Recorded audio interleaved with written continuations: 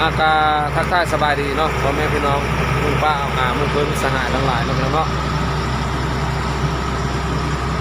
อยู่ไกลอยู่นอกอยู่ในเนาะพี่น้องเนาะอยู่ทุกมุมทุกแก่เนาะที่เคารพพักแพง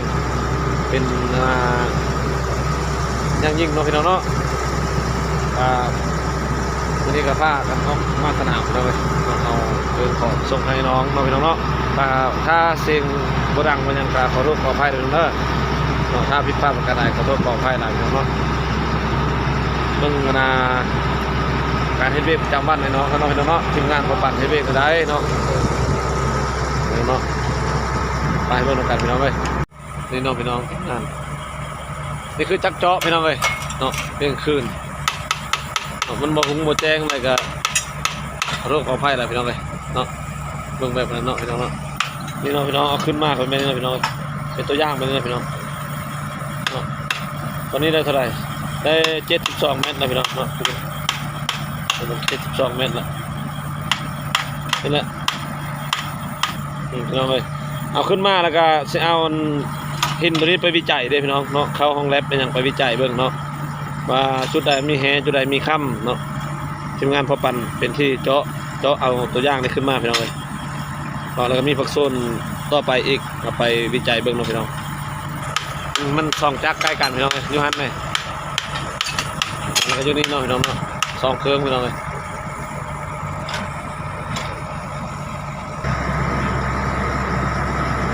นี่พี่น้องเนาะเจาะอยู่พี่น้องเลย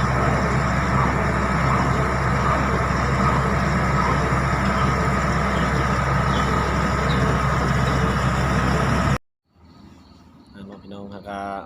เข้ามาแต่จักบางอย่างนี่เนาะเข้ามาแต่เบรกบางอย่างนี่เนาะพี่น้องเนาะก็เพิ่งบรรยากาศอยู่ภาคสนามก็ไปนั่นเนาะพี่น้องเนาะมันมืดเนาะมันบ่จักแจ้งเท่าไหร่พี่น้องเลยเพราะว่ามีไฟอยู่ในน้ำจักรนั่นแหละเนาะพี่น้องแต่ว่าบ่ถึงขั้นว่าคงมืดปานนั้นคืออยู่เวิร์กช็อปเฮานี่เนาะพี่น้องเนาะแล้วก็มี FC บางฐานเนาะเพิ่นก็ยังบ่เข้าใจยังบ่ฮู้บ่พอปั่นเฮ็ดเวกเนาะว่าพอปั่นเฮ็ดเวกเกี่ยวกับหยังเนาะพี่น้องพอปั่นเฮ็ดเวกอยู่ไสเนาะก็ปัจจุบันนี้พอปั่นเฮ็ดเวกอยู่บ้านบางตัดพี่น้องเอ้ยบ่อคำบางตัดเนาะอยู่เมืองสันไซแขวงอันตปือภาคใต้ของลาวพี่น้องเนาะมาประจำการอยู่นี่แหละพี่น้องเพราะว่าบริษัทเรามีอยู่นี่แน่เนาะก็ทรงนึงคันมีอยู่ทางสารวัตรอีกเนาะก็เป็นหลายบ่อนหลายจุดอยู่นี่ก็มี2บ่อนเนาะก็อยู่ในพอดีก็มีเนาะพี่น้องมีหลายบ่อนหลายจุดเนาะมีหลายหน่วยงานเฮ็ดเวกก็เกี่ยวกับเจาะเอาตัวอย่างจากพื้นดินขึ้นมาให้ทีมงานสำรวจเพิ่นพี่น้องเนาะเพิ่นเอาไปสำรวจไปวิจัยเนาะเป็นหน้าที่ของเพิ่นนั่นก็เวกของเพิ่นเนาะบ่ฮู้นำเขาหน้าที่ประปันก็คือว่าทีมงานประปันก็มีแต่เจาะเอาตัวอย่างจากพื้นดินขึ้นมาให้เพิ่นเนาะพี่น้องเจาะสำรวจแห่ค่ำอยู่นี่เนาะเป็นบ่แห่เนาะแห่ค่ำเนาะเมืองทองคำเนาะพี่น้องเนาะคำภาษาไทยก็เมืองทองคำแม่นบ่เนาะก็บ่คลองเท่าใดเนาะพี่น้องเนาะผิดพลาดประการใดก็ขอโทษขออภัยพี่น้องเอ้ยเนาะวางหลังๆนี่อยู่ทางสารวัตรพัดไปสำรวจบ่อทานหินพี่น้องเนาะบ่อทานหิน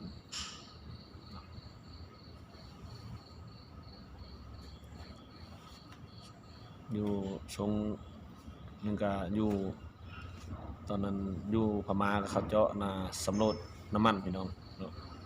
ประเภทสำรวจแร่ธาตุอยู่พื้นดินพี่น้องเนาะที่บริษัทพอปั่นฮับเจาะสำรวจเจาะหูน้ำหูอย่างเนาะเจาะน้ำให้หูขนาดใหญ่เนาะได้พี่น้องเนาะเจาะน้ำบาดาลเจาะน้ำอย่างนี้เนาะขนาดหูขนาดใหญ่เลิกเนาะสามารถเจาะได้พี่น้องเนาะทางบ้านกันมีอันนั้นไหมพี่น้องเนาะ เพิ่นมิตรสหายไอ้น้องไม่ว่าซั่นเนาะ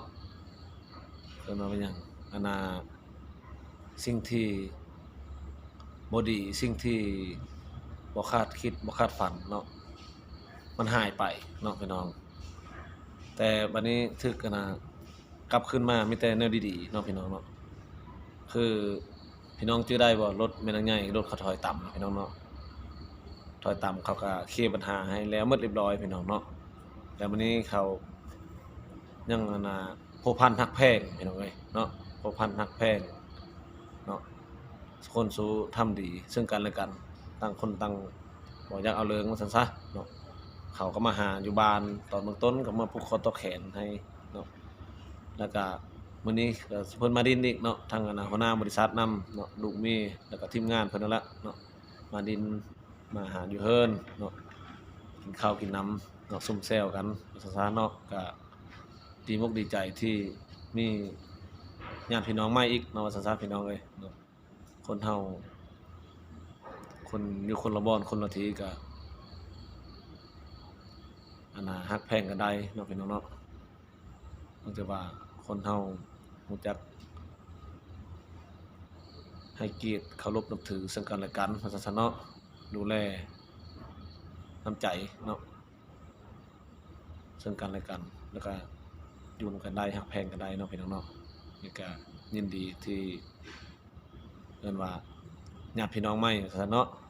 หมู่เพิ่นมิตรสหายใหม่ว่าซั่นซะก็ดีใจเนาะดีกว่าเฮาสิเรื่องมันเกิดขึ้นแล้วก็พากัน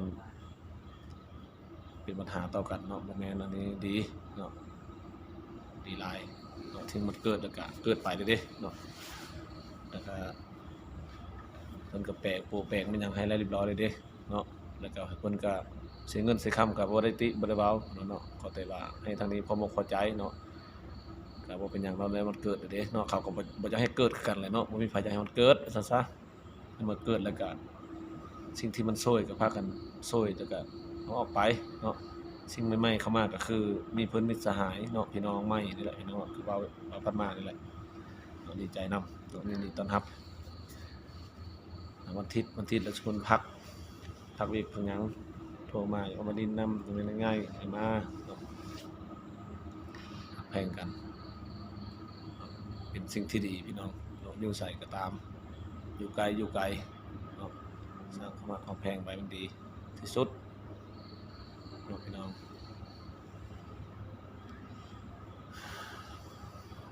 โทรไปบางอย่างนี่ห้อยเขาให้กำลังจับไม้บ่จักว่างบ่เขาใหญ่ไกลเป็นตะโมนเพิ่นก็ได้ย้อนอาศัยไอ้น้องแหละเนาะกินซุ่มแซวทักแพงพี่น้องเอ้ยดีใจเนาะ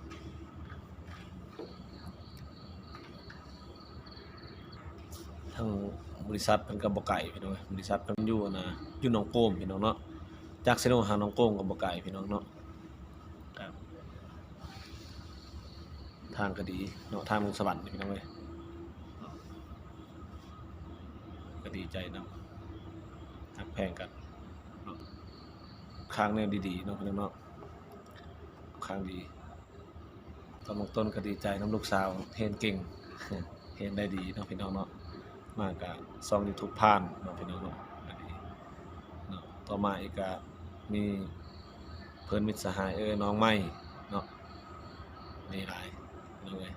เนาะปลื้มใจเนาะคนเฮามีแต่คลิปนี้ก็มีแต่เว้า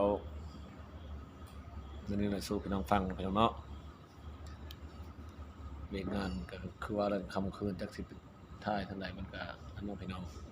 ก็มันบ่เป็นตาเบิ่งมันมืดตื้อๆคือปานถ่ายบางอย่างเนี่ยเนาะพี่น้องเนาะมันมืดแต่